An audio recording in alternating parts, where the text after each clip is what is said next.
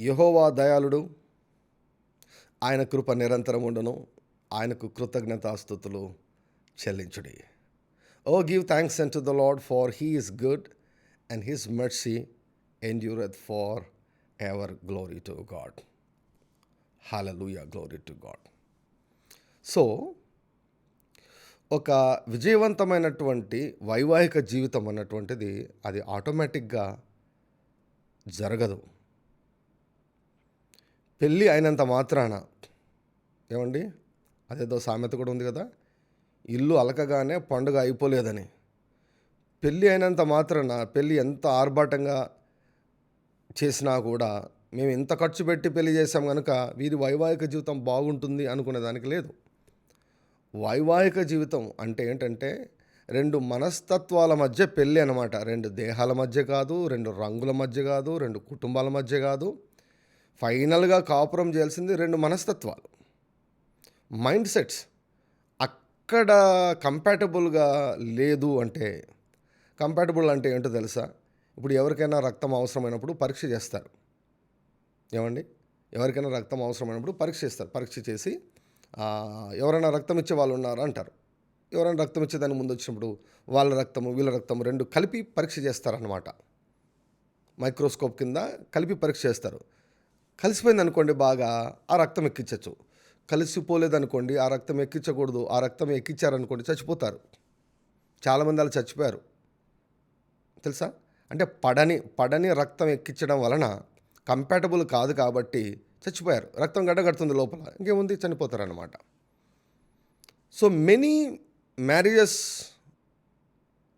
Are died because there is no compatibility of the mind set.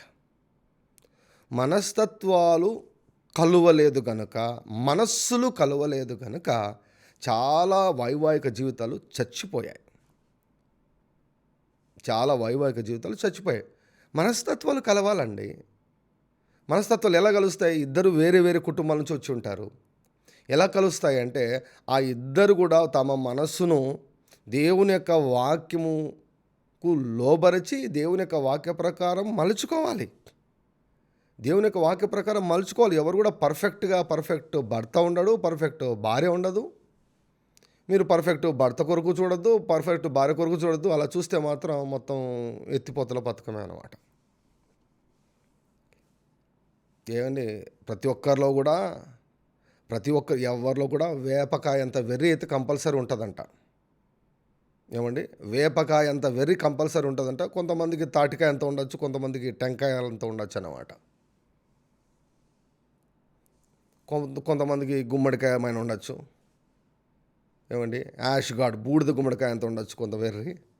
రకరకాల వెర్రులు వారి బ్రాటప్ను బట్టి, వారి తల్లిదండ్రులు వారిని పెంచిన విధానాన్ని బట్టి మైండ్ సెట్స్ అనేవి ఉంటాయి. అయితే వీరిరువురు కూడా దేవునికి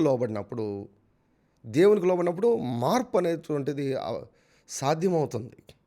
ఒక మంచి సంఘానికి క్రమంగా వెళ్తున్నప్పుడు ఆ వాక్యం ద్వారా వారు మార్చబడతారు. ఆ వాక్యం ద్వారా సవాలు చేయబడతారు. ఆ వాక్యం ద్వారా గద్దించబడతారు, హెచ్చరించబడతారు. సరి చేసుకునే దానికి అవకాశం ఉంటుంది. కుటుంబ జీవితాన్ని కట్టుకునే దానికి అవకాశం ఉంటుంది. వివాహం అంటే రెండు మనసులు కలవాలండి, శరీరాలు కలవడం కాదు. మనసులు కలవకుంటే ఏమండి, ఏం ప్రయోజనం చెప్పండి? అది ఇట్ లైక్ అడల్టరీ అంతే కదా. వేషలతో పోవడం అంతే కదా. వేషలతో పోతారు. శరీరాలు కలుస్తాయి వేషలతో అంటే. ఫ్రాంక్గా నేను మాట్లాడుతున్నాను. వేషలతో పోవడం అంటే శరీరాలు కలుస్తాయి, మనసులు కలవు కదా. మనసులు కలవవు. వివాహం అంటే మనసులు కలవాలి. ఎవరి మనసులు కలుస్తాయో, ఏమండి, ఆ యొక్క వైవాహిక జీవితం భూమి మీద పరలోకంలాగా ఉంటుంది. Glory to God. Hallelujah. Thank you lord Jesus. So నా యొక్క పరిశోధన ప్రకారము క్రైస్తవ కుటుంబాల కంటే అన్యుల కుటుంబాలే చాలా సంతోషంగాను, విజయవంతంగాను, ఆరోగ్యకరంగాను ఉన్నాయి. కారణం ఏమిటి అంటే, క్రైస్తవులు దేవుని సృష్టికర్తను ఓన్ చేసుకున్నారు. సృష్టికర్త మా దేవుడు అన్నారు, సృష్టికర్త మా తండ్రి అన్నాడు, ఆయన ప్రేమ చాలా గొప్పదన్నారు. కానీ ఆయన మాట మాత్రం మేము వినము అన్నారు. ఒక ఆవిడ ఒకసారి నాతో మాట్లాడితే ఏమన్నదంటే, వాక్యం చెప్పండి కానీ పాత చింతకాయ తొక్కు మాత్రం వద్దండి అన్నది. ఎవరైనా తెలుగులో టైప్ చేస్తారా? బాగా అర్థమవుతుంది. పాత చింతకాయ తొక్కు.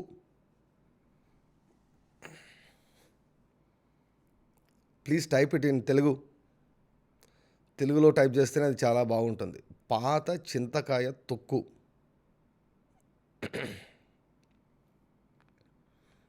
హరియల మతోరకల వర్షకర బాబా బాబా బాబా బాబా.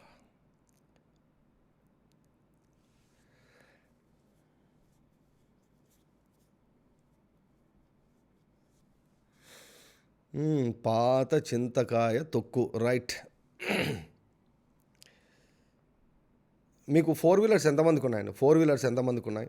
చింతకాయ తొక్కు దగ్గరికి మళ్ళీ వస్తా. మీకు 4 వీలర్స్ ఎంతమందికి ఉన్నాయి? కార్లు ఎంతమందికి ఉన్నాయి చెప్పండి. కార్లు ఉన్నటువంటి వారు thumbs up. Give me thumbs up. Cards ఉన్నటువంటి వారు. హియా బల తూర కల షందర కర బర బరబా. కార్లు ఉన్నటువంటి వారు థమ్స్అప్. సుశీల గారికి కారు ఉంది, ప్రభాకర్ గారికి కారు ఉంది, అనురాధ మేడం గారికి కారు ఉంది, సూపర్ న్యాచురల్ జనరేషన్కు కారు ఉంది, మై ఫేవరెట్స్కు కారు ఉంది, హిమబిందుకు కారు ఉంది, బిందుకు కారు ఉంది, సుహాసిని గారికి కారు ఉంది, కళ్యాణి గ్రేస్ గారికి కారు ఉంది, లతా కుమారికి కారు ఉంది.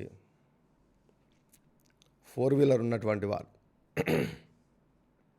4 వీలర్ ఉన్నటువంటి వారు మరి అలా తరగరబా. స్వాతి గారికి కారు ఉంది, సునీత గారికి కారు ఉంది. కారు ఉన్నటువంటి వాళ్ళు. ఏఆర్ మధ్యలకు కారు ఉంది. షకర్ యారా బలందర గర బర బలందర గర బాబా బాబా బాబా. హరియలమ్మ తర కర షకర బాబా. శ్యామ్కు కారు ఉంది, స్వాతి గారికి కారు ఉంది,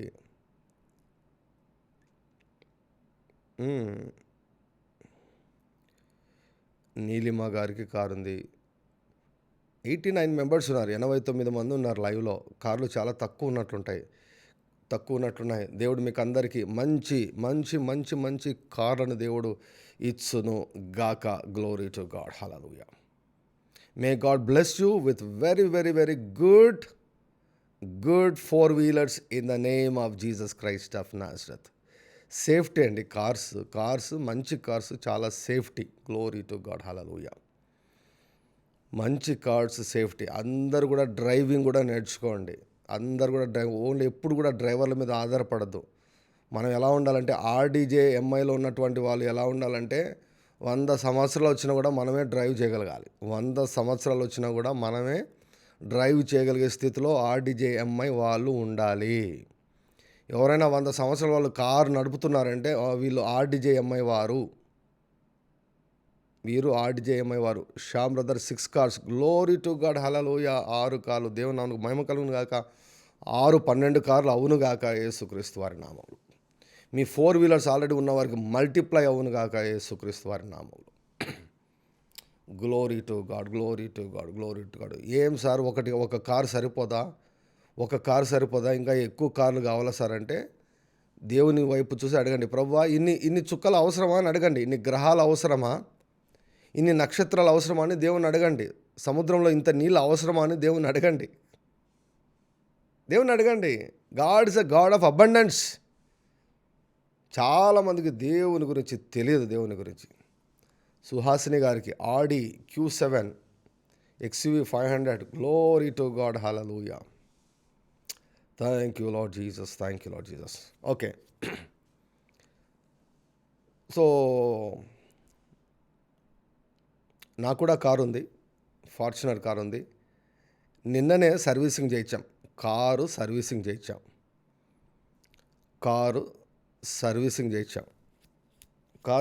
చేయించినప్పుడు నేను మా డ్రైవర్ని అడిగాను అనమాట.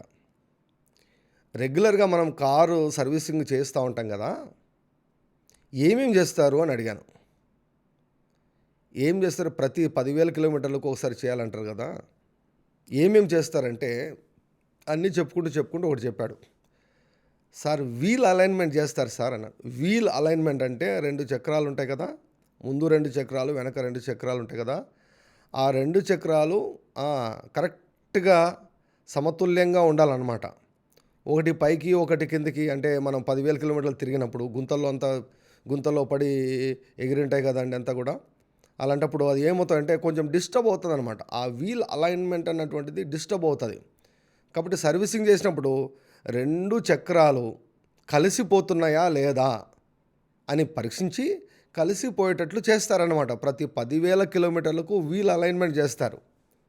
ఈ లోకయాత్రలో భార్యాభర్తలు పొద్దున్న లేచినందు మొదలుకొని రాత్రి పడుకునేంత వరకు ఎన్నో రకాల పరిస్థితులు ఎదుర్కొంటుంటారు. మనుషులను, కుటుంబాలను ఎదుర్కొంటుంటారు. సమస్యలను, సవాళ్ళను ఎదుర్కొంటుంటారు.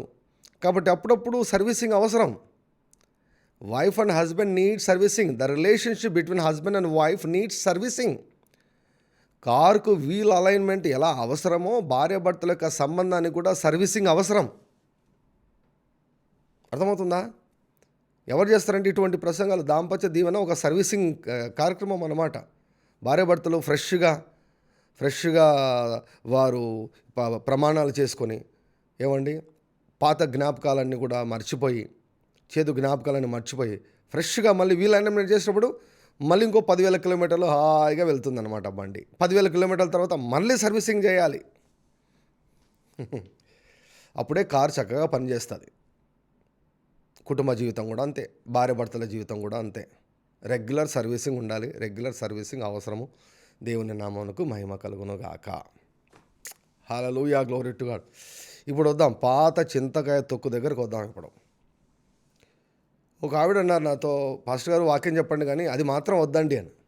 ఏది వద్దంటే పాత చింతకాయ తొక్కు వద్దండి. ఏంటి పాత చింతకాయ తొక్కు అంటే, భర్త భార్యను ప్రేమించాలి, భార్య భర్తకు లోబడాలి. ఇది పాత చింతకాయ తొక్కంట. ఏంటి? భర్త భార్యను ప్రేమించమని చెప్పేది, భార్య భర్తకు లోబడాలని చెప్పేది పాత చింతకాయ తొక్కంట. పాత చింతకాయ తొక్కైనా కూడా ఏమండి చాలా బాగుంటుంది కదా. ఏమండి, నీళ్ళు పాతవే కదా, మనం తినే రైసు చపాతి పాత కదా, ఎప్పుడు తినేదే కదా, ఎప్పుడు త్రాగేదే కదా. గాలి కూడా ఎప్పుడు పీల్చుకునేది కదా, పాత గాలే కదా. ఇదేం కొత్త గాలి ఏమన్నా? ఇదేమన్నా క్రొత్త గాలి చెప్పండి? దేవుడు ఎప్పుడు భూమి ఆకాశమును సృజించాడో అప్పుడు ఇచ్చినటువంటి గాలి, సూర్యుడు అదే సూర్యుడు, పాత సూర్యుడు, పాత భూమి, పాత గాలి, పాత ఆక్సిజను. మరి పాత చింతకాయ తొక్కని పీల్చుకోవద్దు, పాత సూర్యుడు అని వద్దని నేను చెప్పవు. పాత భూమి అని చెప్పేసి భూమి మీదనే ఉండొద్దు.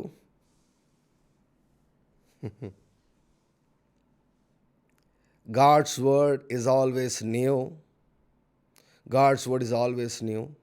క్రైస్తవులు సృష్టికర్త మా తండ్రి అని డబ్బాలు కొడుతున్నారు కానీ ఆయన మాట మాత్రం వినరు. ఏ విషయంలో వినరు? భార్యను ప్రేమించడంలో వినరు, భార్యను గౌరవించడంలో వినరు. భార్యలేమో భర్తను గౌరవించడంలో వినరు, భర్తను బాసని పిలువరు. భార్యాభర్తలు ఇద్దరు ఒకరికొకరు హానికరంగా మారడం. క్రైస్తవ కుటుంబాల్లో గలాటాలు, కలహాలు చాలా కామన్ అయిపోయాయి. ఎందుకో తెలుసా? వినరు, మాట వినరు. నీతిమంతుల గుడారంలలో రక్షణను గూర్చినటువంటి ఉత్సాహ సంతోష సునాదములు వినపడనంటే కొట్లాటలు వినపడుతుంటాయి, గలాటాలు వినపడుతుంటాయి క్రైస్తవ కుటుంబాల్లో. క్రైస్తవ కుటుంబాలు పోలీస్ స్టేషన్ల చుట్టూ, కోర్టుల చుట్టూ తిరిగేంత దౌర్భాగ్యకరమైనటువంటి పరిస్థితి ఇంకొకటి లేదండి.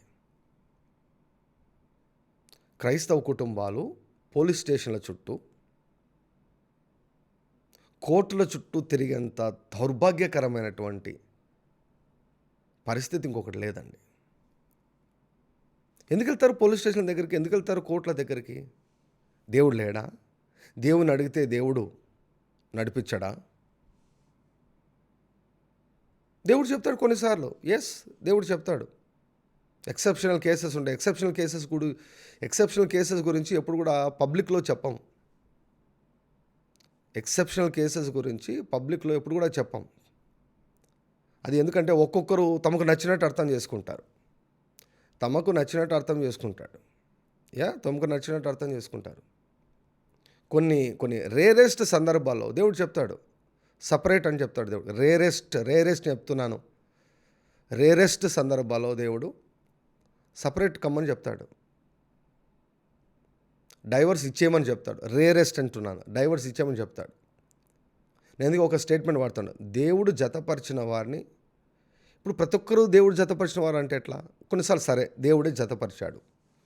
దేవుడు జతపరిచిన వారిని మనుషుడు వేరు చేయకూడదు, కానీ దేవుడు అనుకుంటే వేరు చేస్తాడు. వింటున్నారా? మీరు ఎక్కడ వినిండారు? మీరు ప్రార్థనాపూర్వకంగా దీన్ని తీసుకోండి. మీకు నచ్చకపోతే తీసుకోవాల్సిన అవసరం లేదు. దేవుడు జతపరిచిన వారిని మనుషుడు వేరు చేయకూడదు, కానీ దేవుడు వేరు చేయొచ్చు. దేవుడు ఎప్పుడు వేరు చేస్తారు? ఒక వ్యక్తి మరొక వ్యక్తికి హానికరమైనప్పుడు, ఒక వ్యక్తి మరొక వ్యక్తికి హానికరమైనప్పుడు, భర్త భార్యకు కానీ భార్య భర్తకు కానీ హానికరమైనప్పుడు దేవుడు ఆ సంబంధాన్ని వేరు చేస్తాడు. ఎప్పుడు? దేవుని ఆశ్రయించి దేవుని యొక్క నడిపింపును పొందుకుంటే దేవుడు వేరు చేస్తాడు. దేవుడు మార్చలేడా సార్ అంటే ప్రతి ఒక్కరికి మారేదానికి అవకాశం ఇస్తాడు.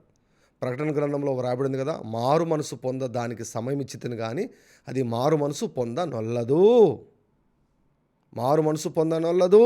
I have seen so many people like this. వారు మారు మనసు పొందేదానికి ఇష్టపడరు. నేను ఇట్లే ఉంటా, నేను ఇట్లే బ్రతుకుతా, ఇట్లే జీవిస్తా నేను. అలాంటప్పుడు దేవుడు తాళి కట్టేశారు కాబట్టి ఇంకా చర్చిని అంటే నీ బతుకింతే అని చెప్పేసి దేవుడు వదిలేస్తాడా? నో. దేవుడు జతపరిచినాడు అనుకోండి, దేవుడు వేరు చేస్తాడు. When you don't fulfil the covenant, marriage is a covenant అండి, నిబంధన అది. ఆ నిబంధన ప్రకారము నీవు దేవుని యొక్క సన్నిధిలో నువ్వు చేసిన ప్రమాణాలను నువ్వు గౌరవించినప్పుడు దేవుడు సపోర్ట్ చేయడు నీకు. నువ్వు కోరుకుంటే దేవుడు సపరేట్ చేస్తాడు. బాధించువారు నీకు దూరంగా ఉందరు. ఏమనుందండి? సొలొమోను చెప్పాడు కదా, 1000 మందిని పెళ్లి చేసుకున్నాడు సొలొమోను. 1000 మందిని పెళ్లి చేసుకున్నాడు. ఏమన్నాడు? గయ్యాలితో సంసారం చేసేదానికంటే మిద్దె మీద ఒక మూల ఉండుట మేలన్నాడు. గయ్యాలంటే ఓన్లీ స్త్రీలకు సంబంధించిందే కాదండి, గయ్యాలి మొగుళ్ళు భర్తలు కూడా ఉన్నారు. టకాని ఒక రాయలసీమ యాక్సెంట్ వస్తుంది మొగుడని. గయ్యాలి భర్తలు కూడా ఉన్నారు.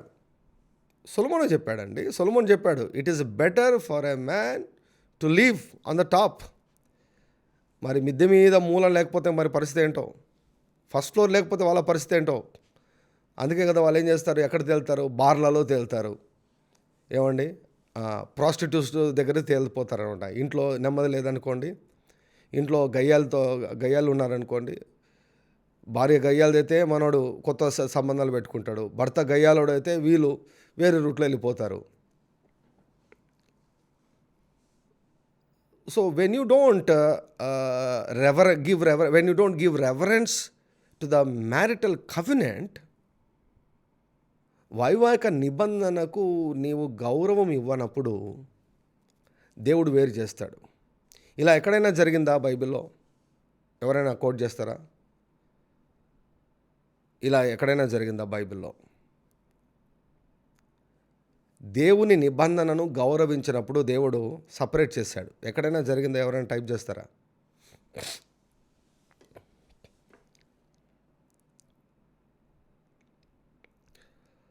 షందర బరబా. God gives time to every person. దావీదు, మీకాలు, yes, to some extent it is correct. మీకాలు దావీదును హీనపరిచినందున బ్రతికినంత కాలం గొడ్రాలుగా ఉందంట. ఇంకా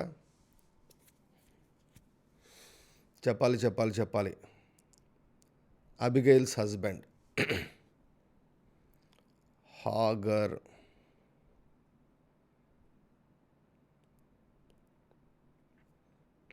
నాబాలు, అబిగైలు,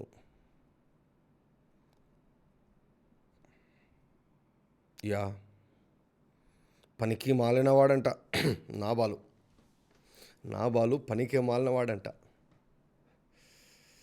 మోటుతనము.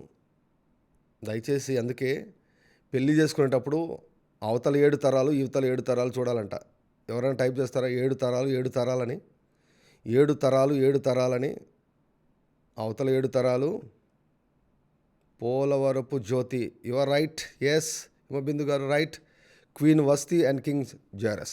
అహశ్వరేషు రాజు. అందరూ రాజులు ఉంటారు, 120 దేశాల అధిపతులు వస్తారు.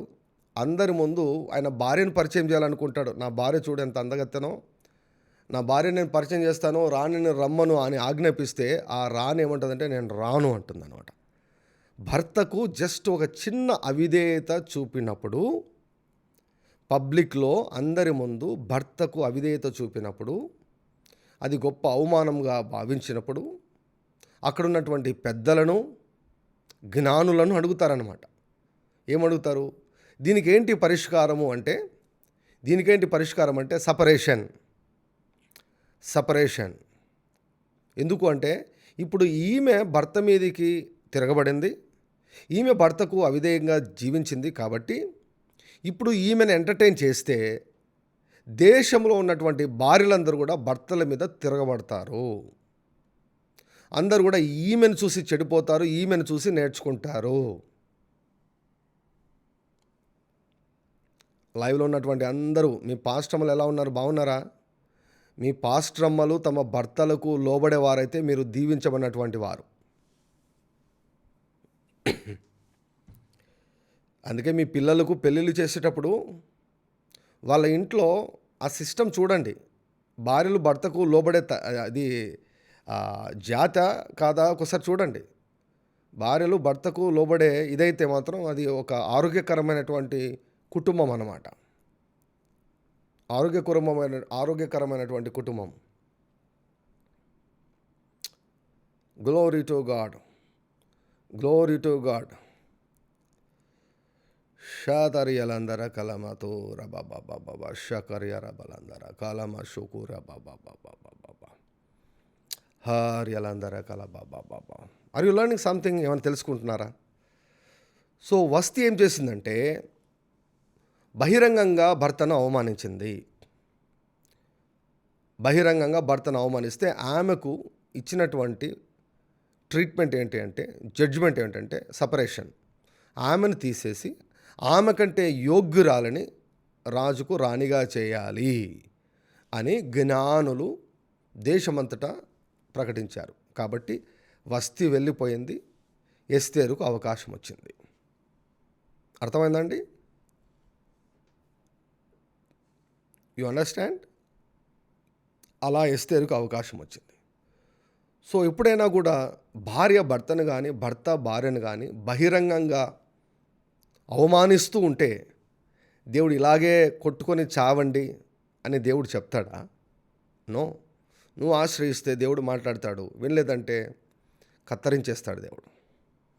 కత్తరించేసి మరొక చక్కటి జీవితాన్ని జీవించి అంటాడు. జోయల్ ఆస్టిన్ ఎంతమందికి తెలుసు మీకు? జోయల్ ఆస్టిన్ ఎంతమందికి తెలుసు? కెనెత్ కోప్లాండ్ ఎంతమందికి తెలుసు మీకు? జాయిస్ మేర్ ఎంతమందికి తెలుసు? వస్తీలు పోతారు, ఎస్తేర్లు వస్తారండి. రివర్స్ అంతే, భర్తలు కూడా అంతే. Joel Osteen, Kenneth Copeland, Joyce mayor.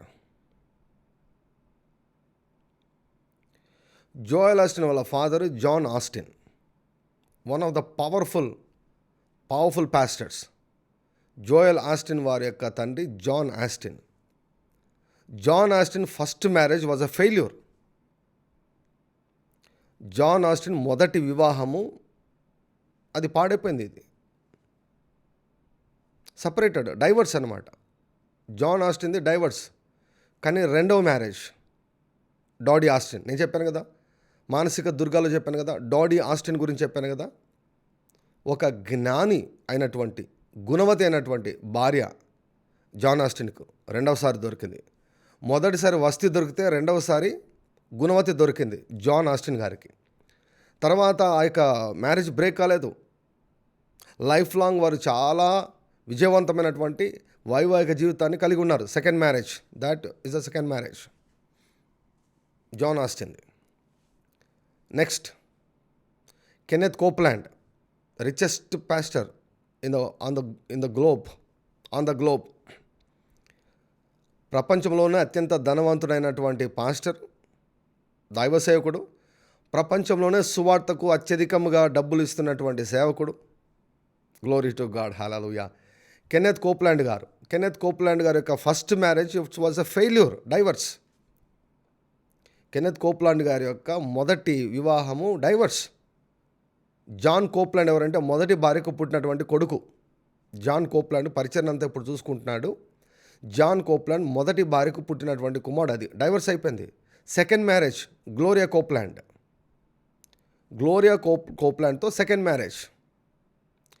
Marriage ఎలా ఉంది కెనెత్ కోప్లాండ్ గారిదంటే, మేమిద్దరము వాదులాడుకొని 50 ఏళ్ళు అయిందంటాడు. So God blessed second marriage of John Osteen, God blessed second marriage of Kenneth Copeland. Joyce Meyer గారి గురించి కూడా నేను చెప్పాను. తన యొక్క వైవాహిక జీవితాన్ని, మొదటిది failure. First one was a very very huge failure. మొదటిది ఫెయిల్యూర్. ఇప్పుడున్నటువంటి భర్తతో దేవుడు అద్భుతమైనటువంటి వైవాహిక జీవితాన్ని జాయిస్ మేరకు దేవుడు దయచేశాడు. సో వస్తీ లాంటి స్త్రీ కానీ, వస్తీ లాంటి పురుషుడు కానీ ఉన్నారని భయపడాల్సిన అవసరం లేదు. నా బ్రతికింతేనా, తలరాత ఇంతేనా, ఇది ఒక శాపము అని నీవు రాజీ పడాల్సిన అవసరం లేదు. నీవు మనసు రూపాంతరం చేసుకుని దేవుని ఆశ్రయిస్తే దేవుడు నీకు మరొక మంచి జీవితాన్ని దేవుడు నీకు ఇవ్వగలడు. సో ఇటువంటి విషయాల్లో దేవుని మీరు ఆశ్రయించాలి. దేవుని ఆశ్రయిస్తే దేవుడు మాట్లాడతాడు. దేవుడు ఇలా చేయాలని చెప్పినప్పుడు ఆ దేవుని యొక్క వాక్య ప్రకారం మీరు నడుచుకున్నప్పుడు దేవుడు మీ యొక్క వైవాహిక జీవితాన్ని దేవుడు బ్లెస్ చేయగలడు. గ్లోరీ టు గాడ్, హల్లెలూయా. ఈ రకమైన బోధ మనకి ఎక్కడా పెద్దగా వినపడదు. Thank you lord Jesus. So మరలా నా పాయింట్ దగ్గరికి వద్దాం. క్రైస్తవులు సృష్టికర్త మా దేవుడు అని చెప్పుకున్నారు. క్రైస్తవులు సృష్టికర్త మా దేవుడు అని చెప్పుకున్నారు, కానీ ఆయన మాట మాత్రం వినమని చెప్పారు. హైందవులు ఏం చేశారంటే ఏమండి, దేవుడు అంటే వారికి భక్తి ఉంది కానీ, విగ్రహారాధన చేస్తారు కానీ, వారు మాత్రం యేసు ప్రభును ప్రక్కన పెట్టారు కానీ యేసు ప్రభు మాట మాత్రం వారికి తెలియకనే వారు వింటున్నాడు. యేసు ప్రభు వ్యక్తిని, పర్సన్ను పక్కన పెట్టారు. పర్సన్ను పట్టించుకోలేదు కానీ పర్సన్ మాటకు మాత్రం వారు గౌరవాన్ని ఇస్తున్నారు. పర్సన్ మాటకు గౌరవాన్ని ఇస్తున్నారు. అంటే భర్త ఏమో భార్యను చక్కగా ప్రేమిస్తాడు. హైందవ కుటుంబాల్లో నేను గమనించిన విషయం, ఇది నా పరిశోధన. కొన్నిసార్లు పౌలు గారు చెప్తారు కదండి, దేవుడు చెప్పడం లేదు నేను చెప్తున్నాను అంటాడు. దేవుడు కాదు నేను చెప్తున్నాను అంటాడు. సో అలా నా పరిశోధన నేను చెప్తున్నాను. హైందవ కుటుంబాల్లో చాలా మటుకు నాకు తెలిసిన హైందవ కుటుంబాల్లో భర్తలు భార్యలకు తెలియకుండా ఏమి చేయరు. భర్తలు భార్యలకు తెలియకుండా ఏ నిర్ణయాలు తీసుకోరు.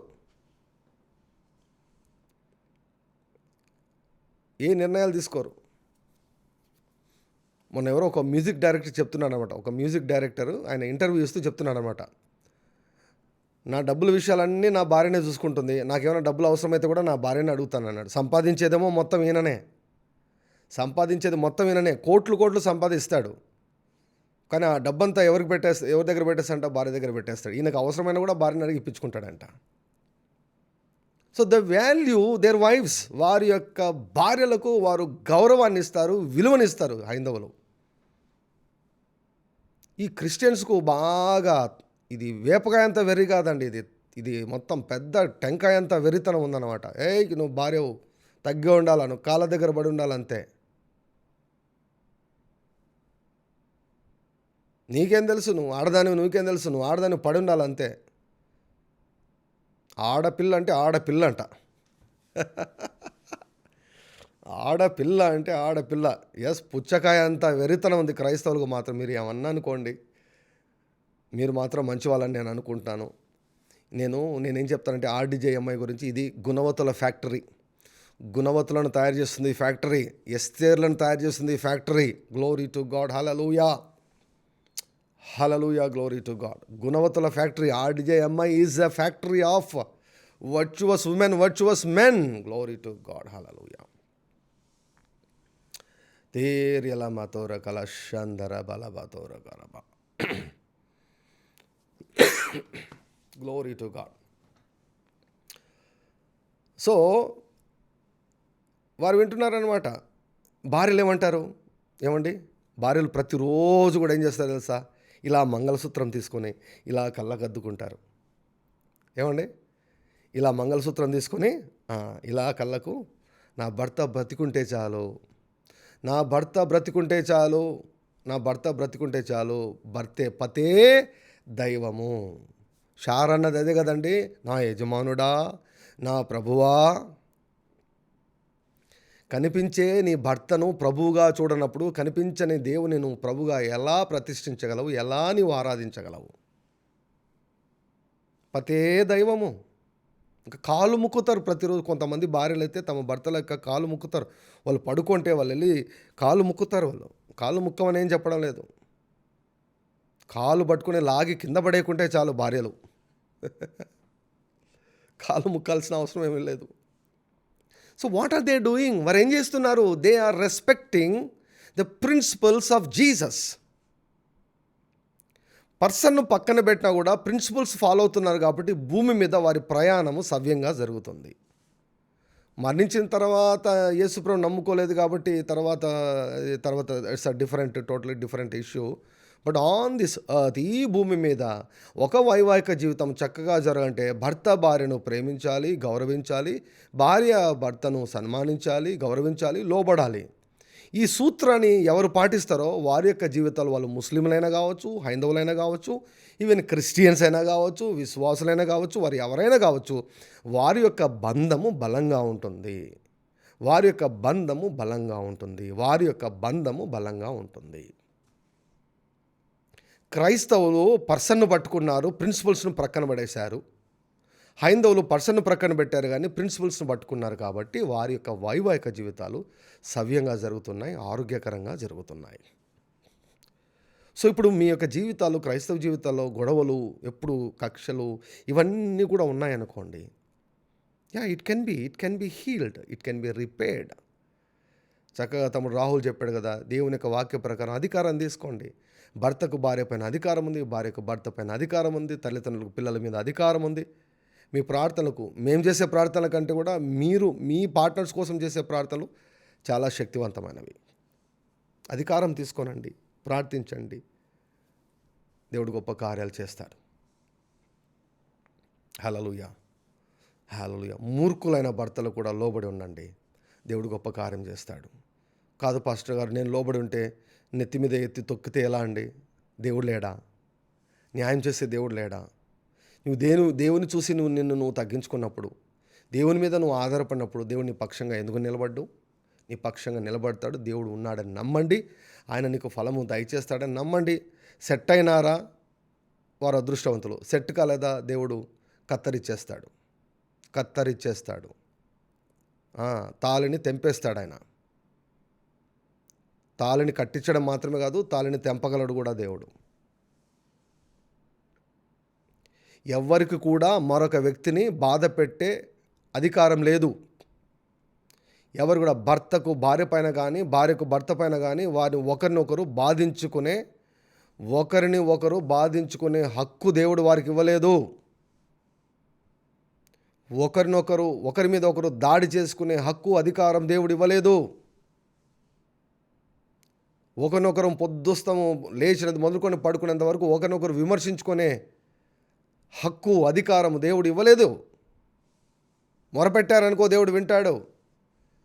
వైవాహిక జీవితంలో కూడా దేవుడు అహంకారాలను ఎదిరించి దీనులకు కృపణిస్తాడు. దీనులు అంటే ఎవరు? దేవుని మీద ఆధారపడేవారు. అహంకారులు అంటే ఎవరు? తమ నోటి మీద ఆధారపడేవారు. నాకు నోరుంది, నేనేమైనా మాట్లాడతాను, నేను ఏమైనా మాట్లాడతాను, ఏమైనా తిడతాను, నాకు చేతులున్నాయి, నాకు నోరు వేస్తుంది, చేతులు వేస్తుంది.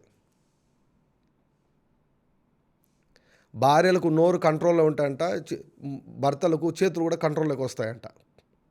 భార్యలకు నోరు కంట్రోల్ అయితే భర్తలకు చేతులు కంట్రోల్లోకి వస్తాయంట.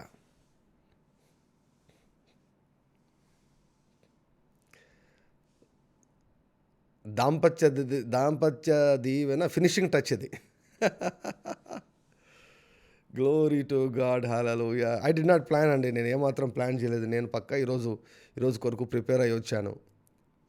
ఈరోజు మార్నింగ్ సర్వీస్ కొరకు నేను ప్రిపేర్ అయ్యి వచ్చాను. ఏమండి, ఇది నాకు సంబంధించింది కాదు. షందరయాల మాతో రకాల బాలబా. హల్లెలూయా. మీరు సంబంధాన్ని శపిస్తే చాలు, ఆ వ్యక్తి మారకపోతే ఆ వ్యక్తి కూడా ఆటోమేటిక్గా శపించబడతాడు.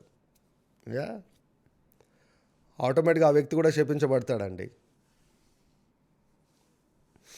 హల్లెలూయా, గ్లోరీ టు గాడ్, హల్లెలూయా, హల్లెలూయా. ఖర్చు చేయండి, అంతే. ఖర్చు చేయండి. ఆ యొక్క ఇల్లీగల్ అఫేర్స్ను ఖర్చు చేయండి. అక్రమ సంబంధాలను ఖర్చు చేసేసేయండి. ఖర్చు చేసేయండి. షందరి అలాబా తూరకలమా షొకురియరా బాబా బాబా. Glory to God, glory to God, glory to God, glory to God. Hallelujah, glory to God.